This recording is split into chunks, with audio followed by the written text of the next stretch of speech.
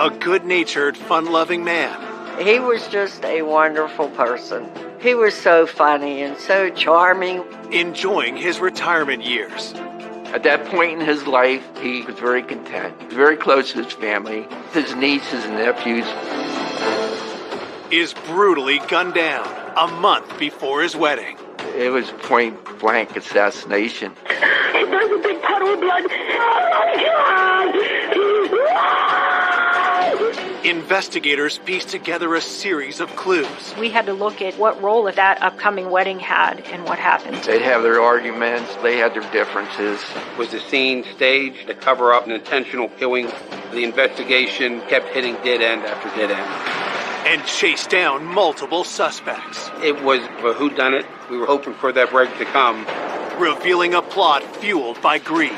He was somebody who had a criminal history of theft and assault. Just when police are close to making an arrest, it was like he had just got smacked in the head with a baseball bat. They uncovered damning evidence pointing to a surprising suspect. You never expect anything like this. And then all of a sudden the kill was right in front of us.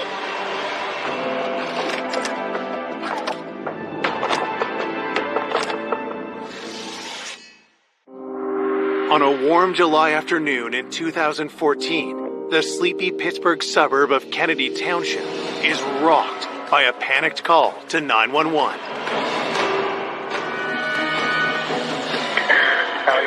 What's going on? I just come home from work, and my husband, he's been on the ground. He's dead. There's a big puddle of blood. Police, fire, and ambulance are coming, okay? Oh, he's been down. Oh, my God.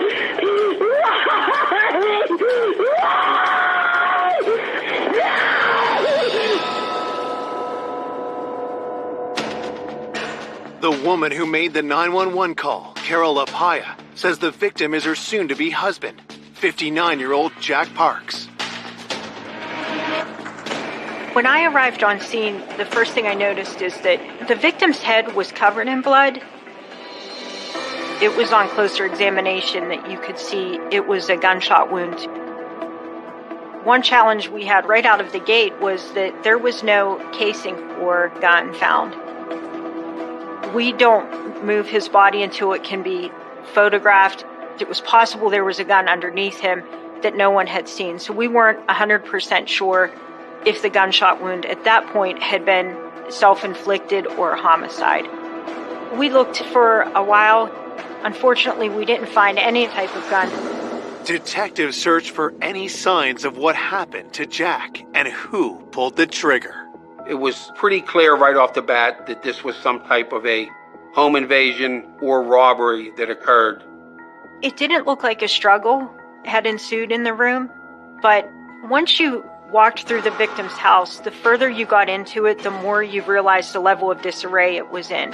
And as you went into the dining room, you started to see jewelry box here, a drawer gone through here, papers rifled through. Upstairs, there was just complete disarray. The drawers were all pulled out. The clothing that was inside the drawers was strewn everywhere. Jewelry boxes flipped open, empty watch boxes laying there. We were trying to determine, was the scene staged? Was someone just trying to make it look like a robbery or a burglary? And when in fact, they're just trying to cover up an intentional killing where they intended just to walk in and execute somebody.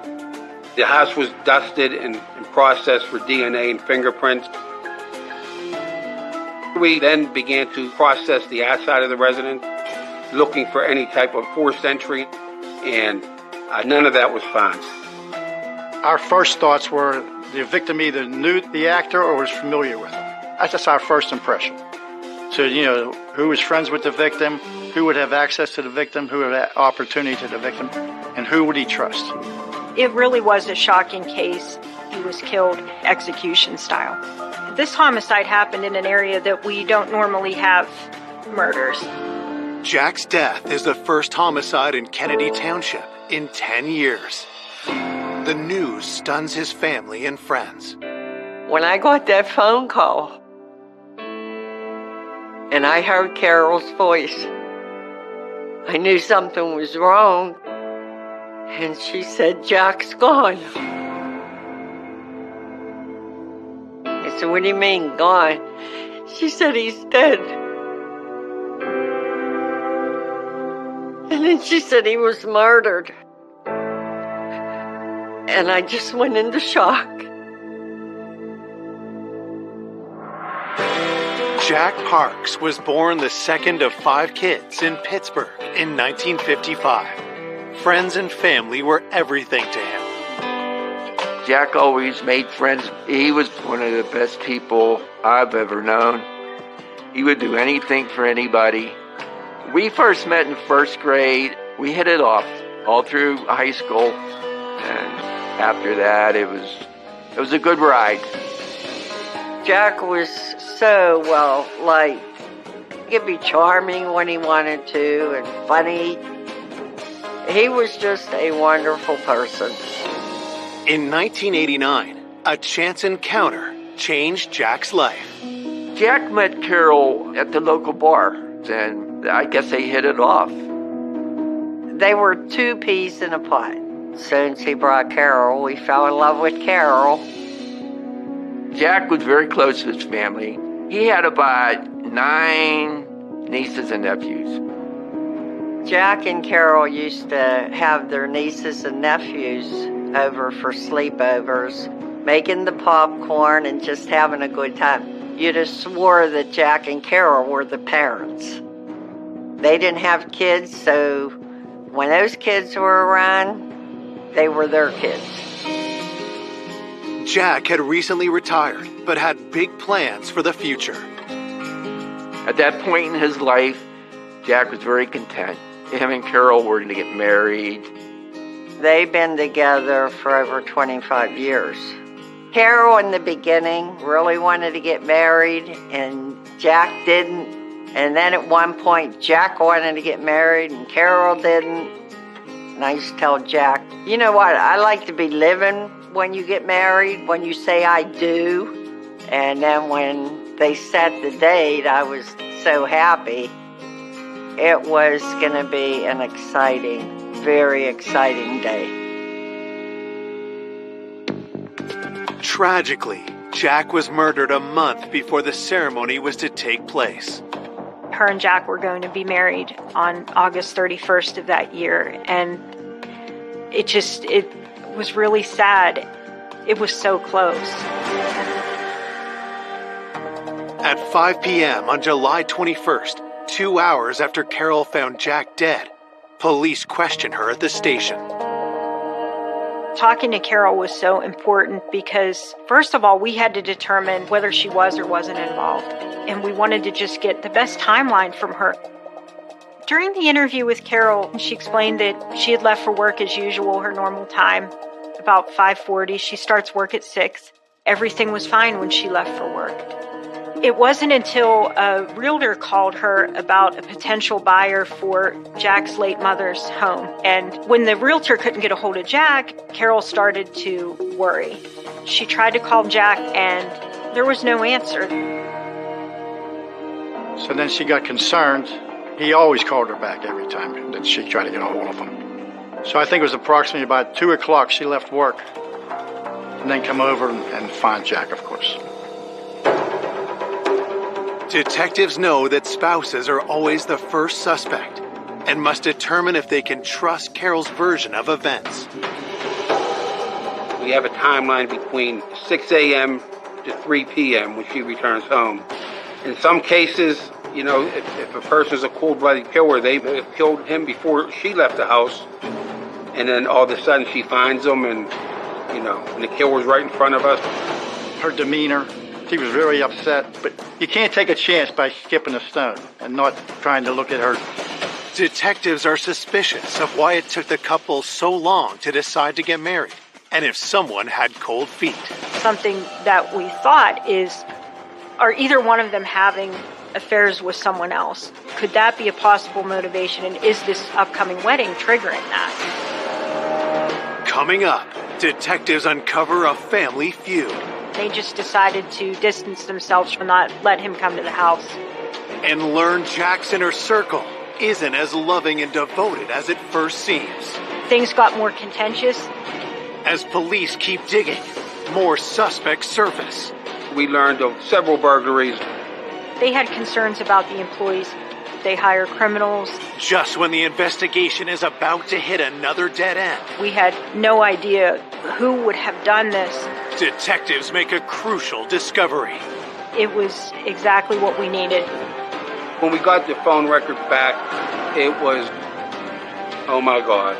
That was an aha moment.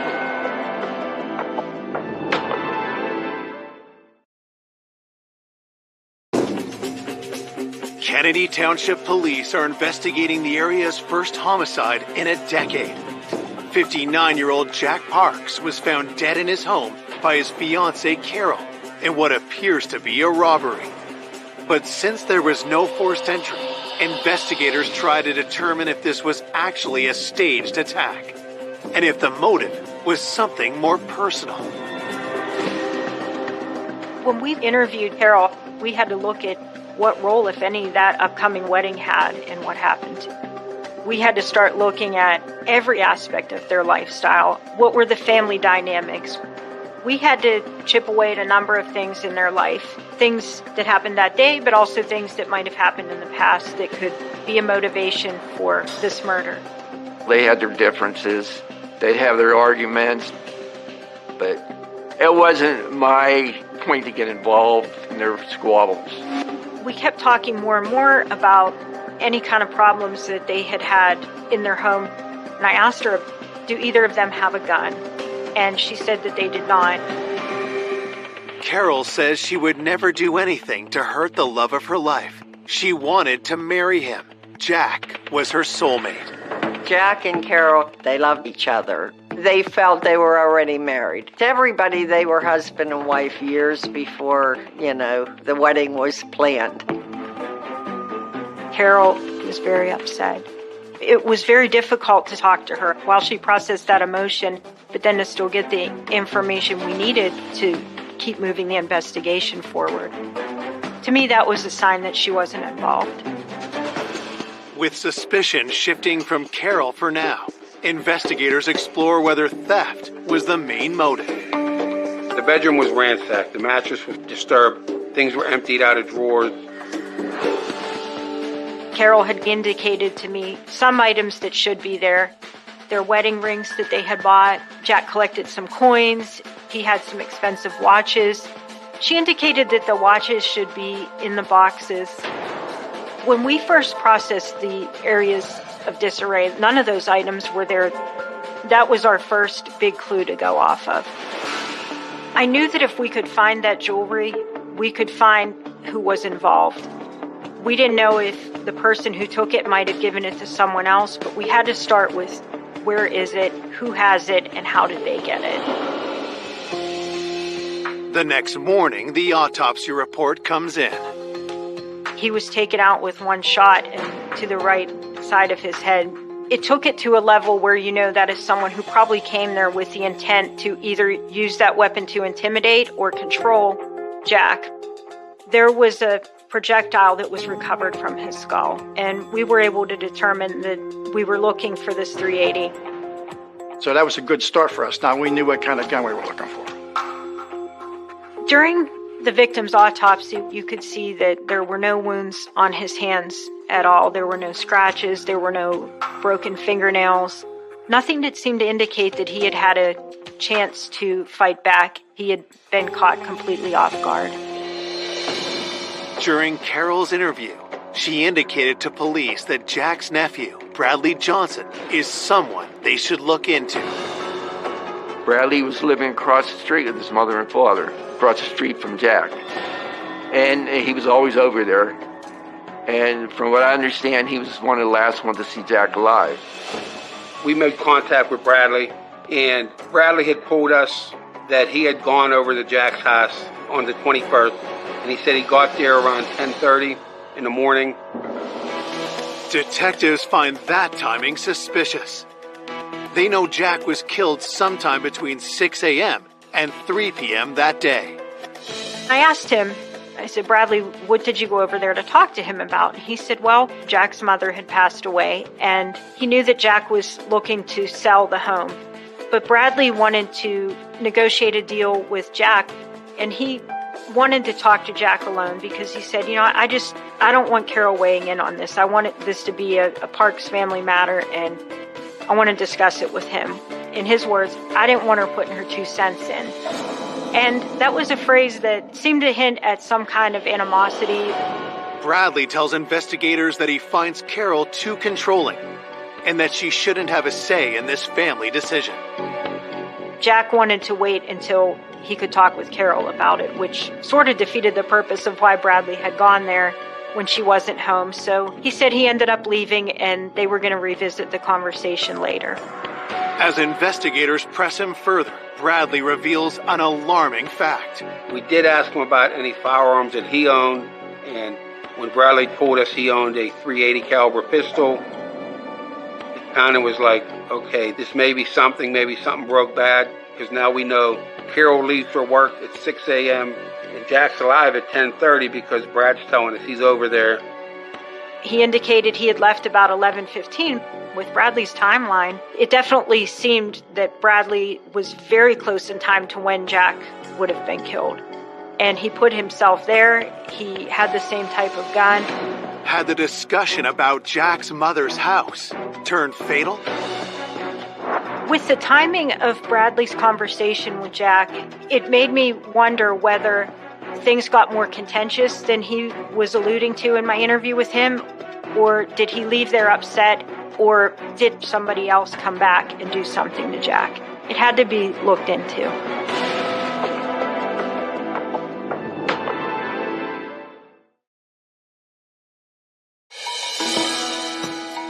"12 hours after Jack Parks was found dead, investigators chased down leads around their latest person of interest, Jack's nephew, Bradley Johnson.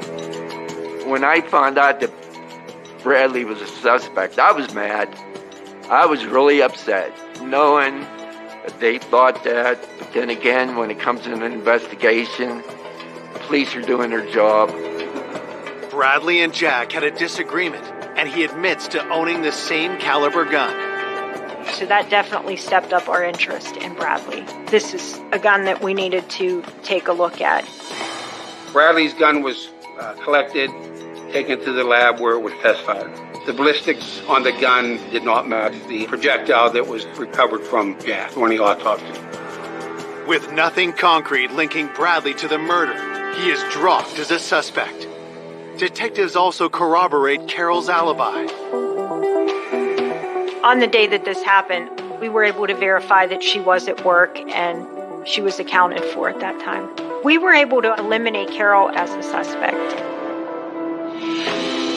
Looking for new leads, detectives speak to the other nieces and nephews who were close to Jack. During our interview of Carol, she had told us about her nephew, Michael LaPella, who was almost like a son to her, and he had been at the house a lot. They got along good. Michael joined the military. Jack was very proud of Michael. Jack took pride in the nieces and nephews because he watched them grow up.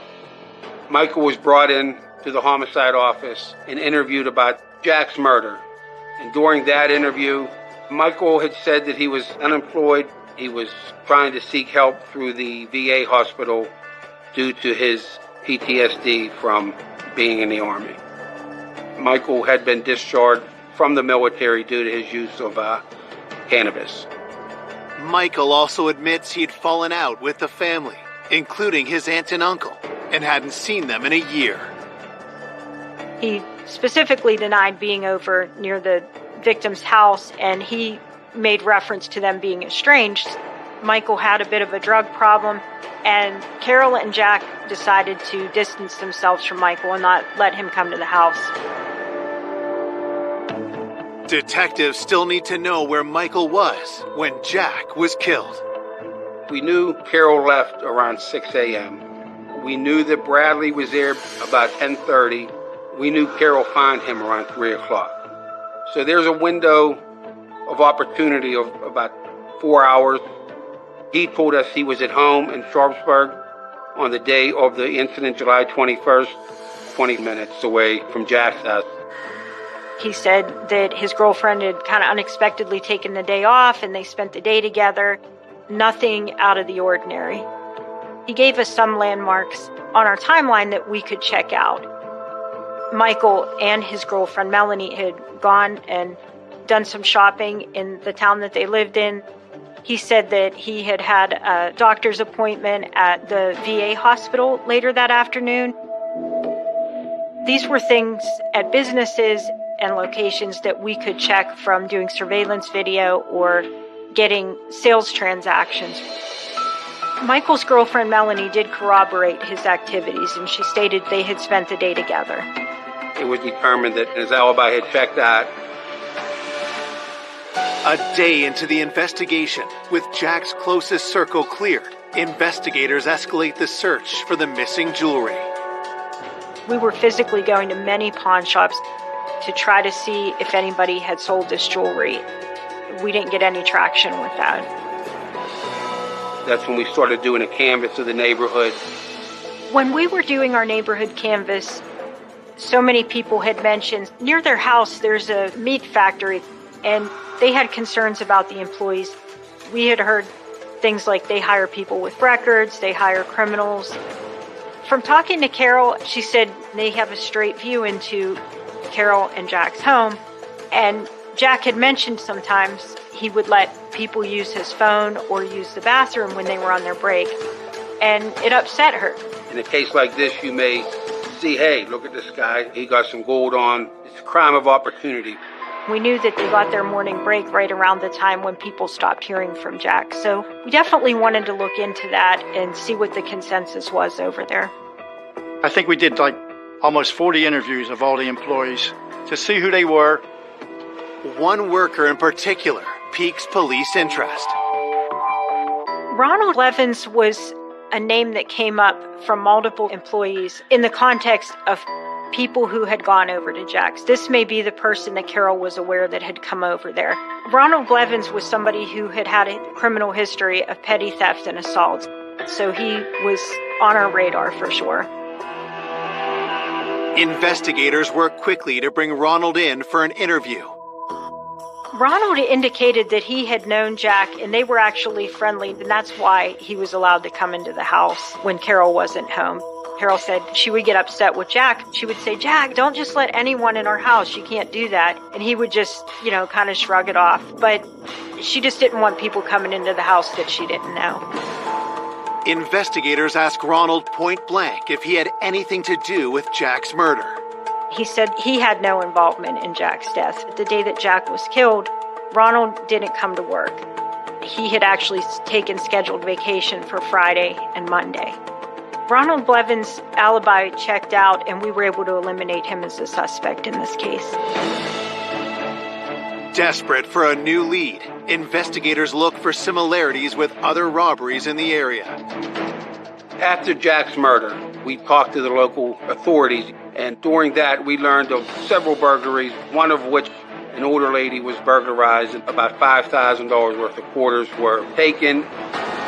Jack's killer had stolen his coins as well as jewelry. Is this the same person? And could they strike again? The neighbors were very afraid. We still have a killer out there. It was a whodunit. Once something like this happened, you think that anything's possible now.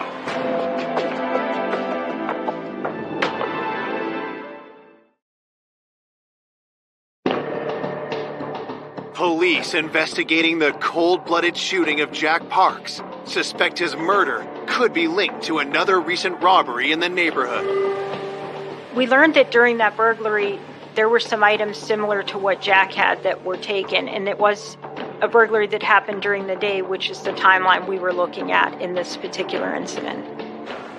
Oftentimes in our investigations, we see that residential burglaries are done during the day in bedroom communities where the chance of the people inside the home being at work are better. And that way they can go in and they can take what they need without fear of being caught. With Jack being retired and home all day, had he caught the burglar red-handed and paid the ultimate price? The neighboring police department already has a suspect in custody. Vernon Zielinski was identified as a possible suspect in this case. He had been recently arrested. The items that Vernon was accused of taking were coins. Well, Jack had coins that were missing. So Vernon Zielinski was tracked down and he was interviewed. We really just wanted to do an interview and determine what connection, if any, he had to Jack. During the interview, he said that he had been arrested for the burglary, but that burglary was at an old employer's house. He denied knowing Jack, and he said that the day that this happened, he was actually at work. We confirmed that through his new employer that he was working that day during the time frame that this would have occurred. Vernon was somebody we were absolutely able to rule out of being directly involved. At that stage of the investigation, we had no idea who might have done this and why. 48 hours after Jack's murder, with no arrests in the case, fear is growing in Kennedy Township. Everyone was concerned that how in broad daylight can someone walk into a house, kill somebody, and walk out without even being seen. The hardest thing to comprehend was the murder. It was point blank assassination. Stone cold killing. You never expect anything like this. I know I didn't. Waiting for an arrest, you're still in that daze of trying to process it all. He's not coming back. It's just too unbelievable. Is this going to be another murder unsolved? We had a lot of information to go on, and we were constantly moving the investigation forward. People were being eliminated, further suspects were being developed. 3 days after Jack was discovered dead, police get a major break. A local pawn shop in Sharpsburg, PA, which is another small little borough within Allegheny County, the owner had called the local police due to some suspicious activity. On the day of the incident, July 21st, he said a gentleman came in with a cachet of gold and was trying to sell it to him. What the employee found to be concerning was, first of all, the jewelry was manipulated. It was very distinguishable pieces, but they had been, it seemed to be hammered or just manipulated in a way that would make them hard for law enforcement to identify. It threw up a red flag to him, but also he seemed to think that this was a person who had sold him stolen jewelry in the past. So he didn't buy the jewelry, but he also had the foresight to know he wanted to see where this jewelry might have come from. He knew it was important to get a picture of it. So he took a photograph of the items that this person was trying to sell. He provided us with the photographs, and they were taken to Carol, who viewed them. She became very upset. She started crying, and she said, "That's our jewelry." It felt like we were closing in based upon the photograph of jewelry. We were able to get that out to the local department. They could share it with the pawn shop owners in town if anyone comes in with this. Investigators hope they can identify the seller. The pawn shop owner was able to give a good description of the person who brought the jewelry in. A younger white male, black hair, and thin build. That description was provided to the local police chief in Sharpsburg, and he thought that fit the description of the white male from that area. It gave us a very good lead in this case. A photo array was put together to include 8 individual photographs, and they were shown to the shop owner. We have a set of instructions that we give them, and we say, the person that we're looking for may or may not be in here, but if you see the person indicated on the lineup. So once he reviewed the photo array, he did identify who that person was. It was a huge break. It was exactly what we needed. Coming up, police find stunning evidence pointing to Jack's killer. In the video, we knew exactly who it was. This was a shock to everyone. You never thought that would happen. It would be that person. But making an arrest wouldn't be easy. She provided alibis for him and just denials. Until investigators find proof no one can deny. Those records don't lie.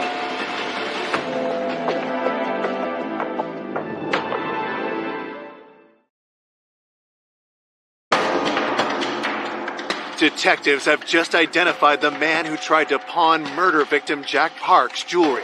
His name? Brian Gibbons. He's been a known thief to the local police department. We went after that lead strong.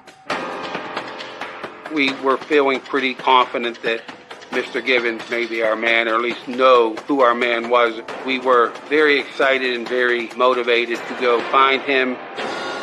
Brian has a long history of petty crimes, but investigators need to determine if he's a killer.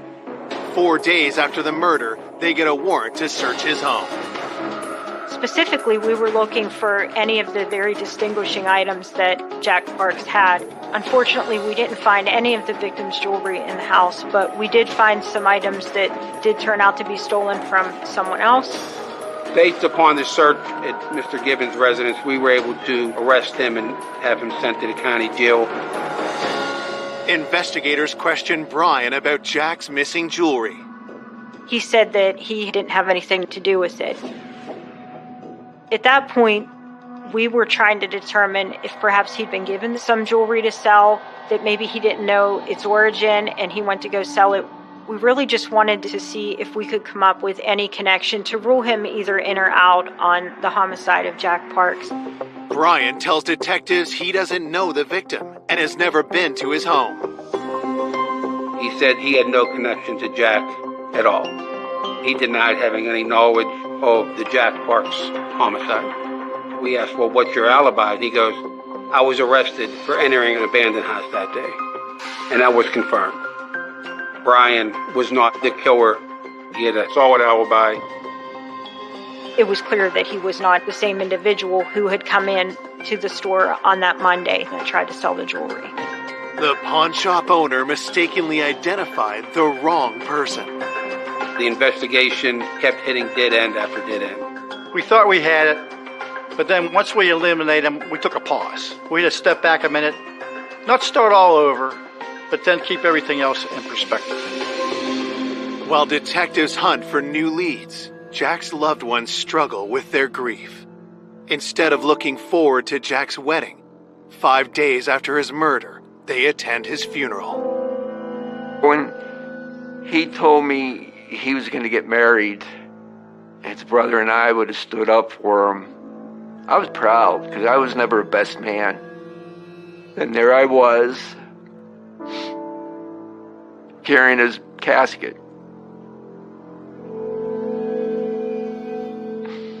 God, to have something like that happen in such a quick time, it's devastating to everybody.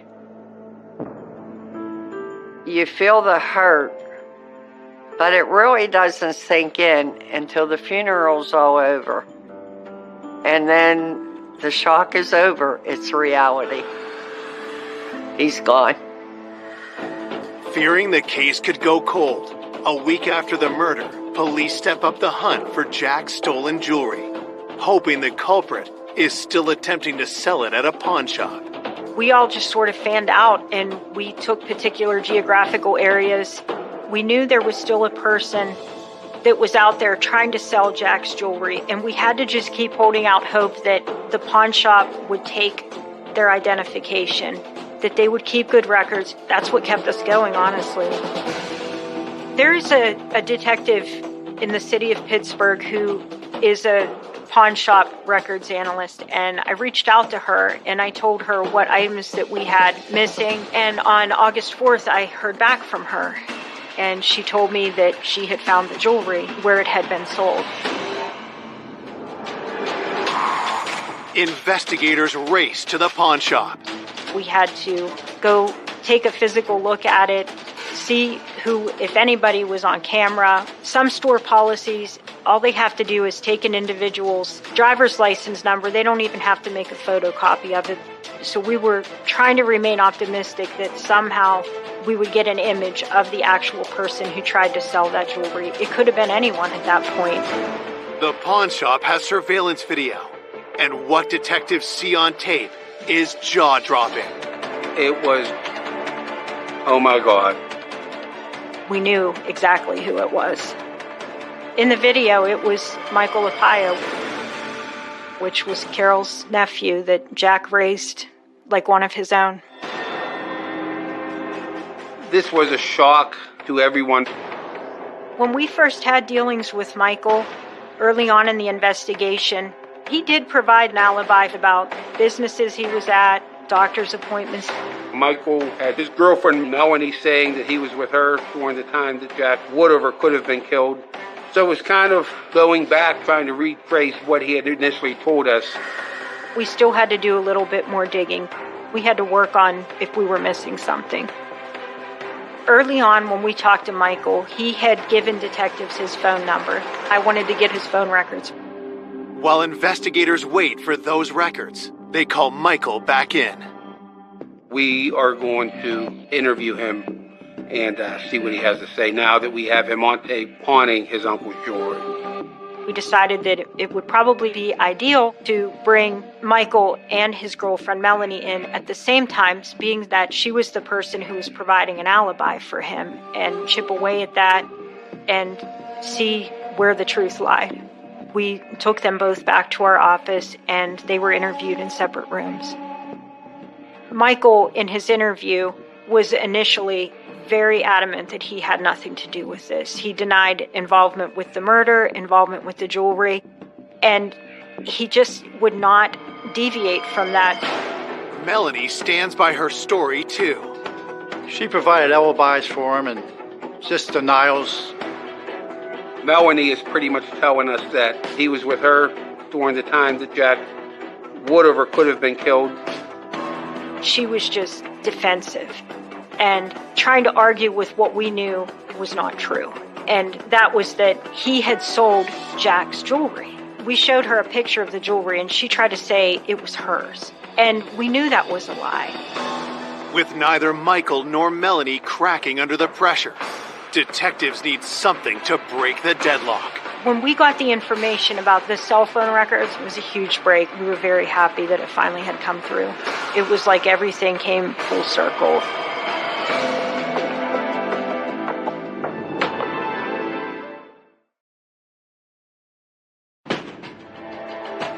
2 weeks after Jack Parks was shot to death in his own home, investigators get the break in the case they needed: incriminating cell phone GPS data.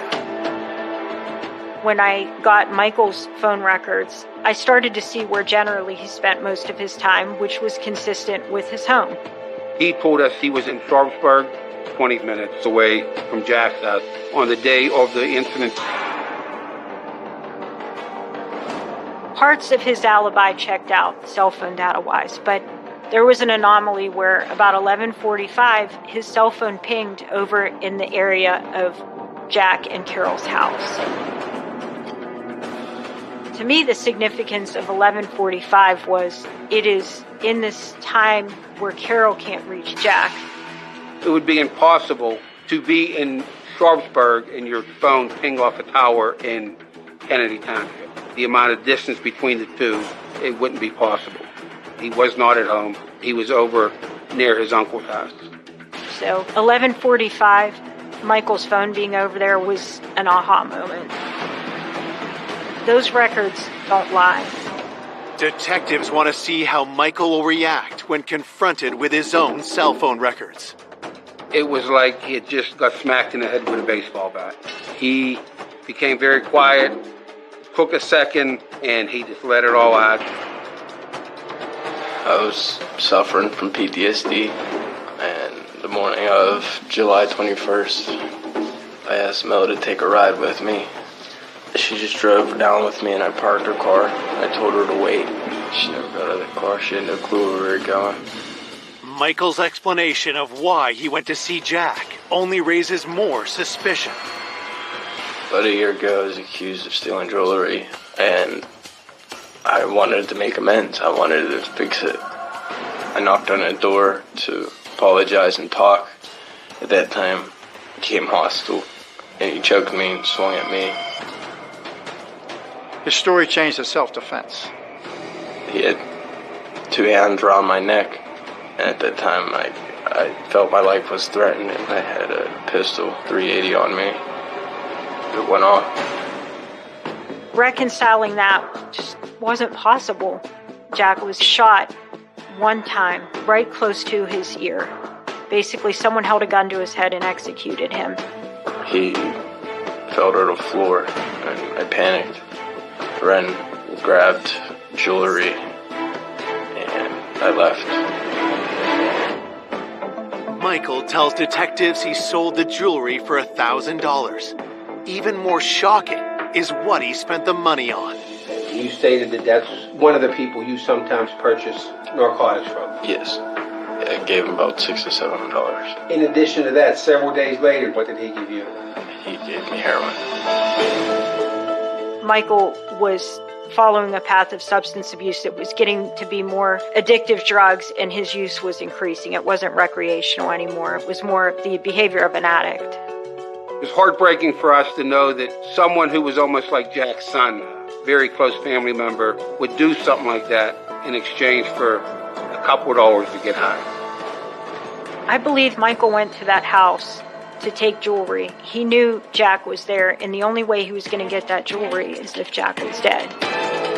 He walked up to the house, and as soon as Jack met him at the door and turned his back to him, he shot him, and he fell, and he died instantly.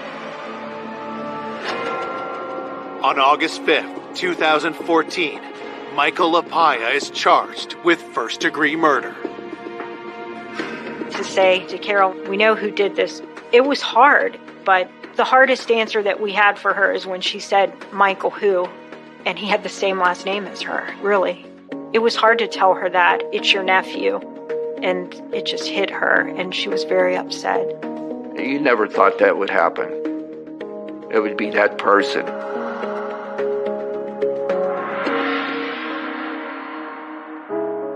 It's still to this day so hard to believe that somebody that they loved, Michael, could have done something like this. I mean, what he did, I can't describe. There's no words. At trial, Michael is found guilty. On December 9th, 2015, the 24-year-old is sentenced to life in prison. He took a loving, caring man and just executed him.